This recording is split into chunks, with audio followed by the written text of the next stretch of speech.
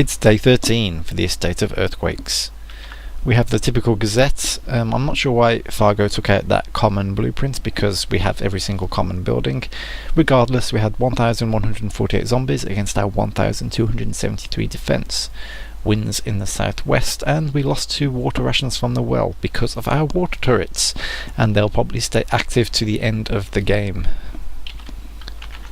With the bank, as you can see, we've got chugging through our jerry cans, and we've only got a few rations left, 5 rations. That's probably because we have built just to build the Great Moat, and this water ration is very naughty. It's a poisoned water ration. Our exploding grapefruit count is building rather nicely, but we still have about 15 people outside, so this isn't a true picture of what we've scavenged for today. Regarding construction, I'm not sure if I mentioned that on day 11 we did find the airstrike and things like the meat locker, and for day 12 we've built and found some other things at the end of that day. Yep, we managed to build the abattoir, and we found the Eden project just when we thought we had enough water. This is going to make our other find, the mines, a very viable option for temporary defense. We also built things like the armor plating, yep, the typical stuff you already know. As for today, for day 13, we are now working on the Eden project. We've just finished Great Moat. Let's just have a look at the register. Yep, Great Moat's built, Great Pit. We've got the dump upgrade. How interesting. I don't believe I've heard of that one. Dump upgrade. Increases the yield of any object thrown in the dump by +1 temporary defense. I think that's making the dumps look very, very tasty compared to all or nothing. And I'm not sure what happened then. I think my alarm just went off to say I've got a pizza. So one moment, I'll be right back. Okay, I'm back, and while I was tucking into my pizza, the emergency supplies got finished. So that means we can now start focusing on the garbage dump. And of course we'll get things like the dump upgrade and the free dump, which can be the potential for disaster for the town if people abuse that. But then we have to decide what other dumps we're going to do. Probably wood and metal would be the best options, especially considering the dump upgrade. Oh, and that adds a 75 defense as well. That's rather nice indeed. Yep, at the end of the town, I mean, the zombies are only going to set a gigantic dump considering all the dumps we've got. It's a shame we didn't find weapons dump so we could test that, especially with the exploding grapefruits and such. Anywho, here's what our map looks like. Yeah, we're pretty much ignoring the top 2 buildings. We'll never know what this buried building is unless somebody at the end of days wants to, attempt to find out. And of course the warehouse in the top corner. There's no point going to these places. It's a shame we couldn't get around to it. And I got lost my trail of thought again, just got called by my phone. Anyway, yeah, the zombies are spreading and we're scavenging and building. It's a typical map. Will the zombies get down to the town in time? Will we hold out for that long? It's going to be interesting to find out. Alrighty, so how are we looking for today? Our defences 1,527 and a potential attack of 1,573.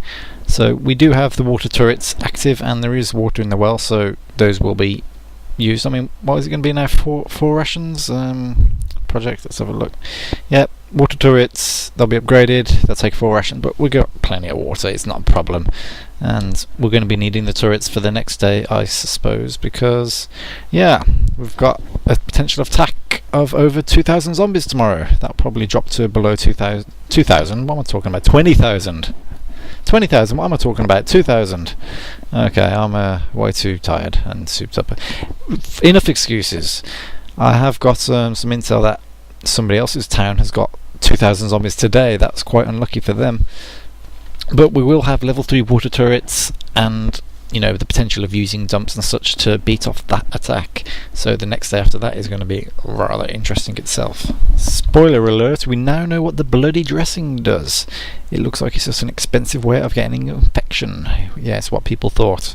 So you have to combine the bloody dressing with pharmaceutical products, a water ration, steroid and hydrotone, and you get a toxin, in which he used it to poison another anabolic steroid, which didn't give him any AP, didn't turn him into a cannibal, and what was that, a ghoul? Regardless, it's gets him infected, and it's still okay to use a paratoid afterwards.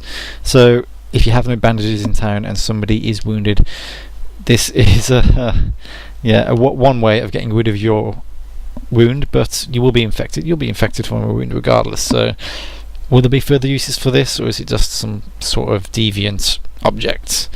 It's good to know this stuff anyway.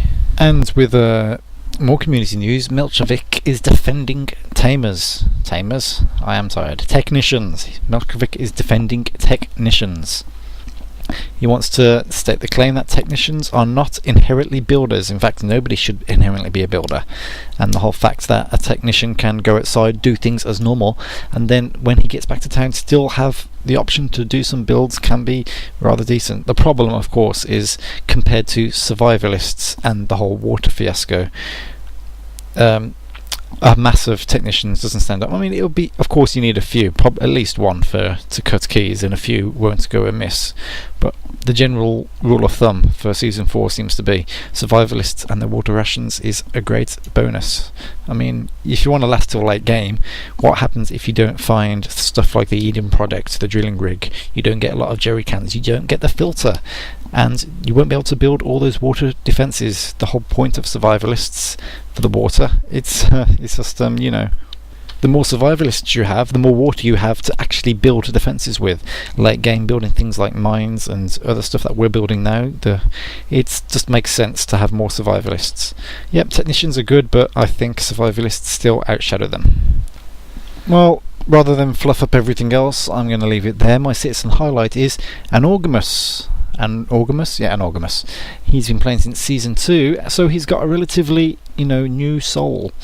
And I'm actually forgetting who I've done my citizen highlights on. I'm going to have to recheck the videos, but I'm feeling a bit too lazy for that at the moment. So if I do any repeats in the next few days, it's because I've been a lazy git. Anyway, I don't know much of what Anorgamus has done. I mean, we might as well have a look. Let's have a look at their house. He seems to be your typical builder, which is better than what you could hope for, considering he is active, he is building, and it's better than, just going off and dying and messing up. Yep, building is good. Thanks for your hard work, Anorgamus. Anyway, that's it. I'm going to leave it there. Tune in tomorrow for... See, I'm even forgetting the day now. Tune in tomorrow for day 14. And I'm going to get some sleep. Catch you later.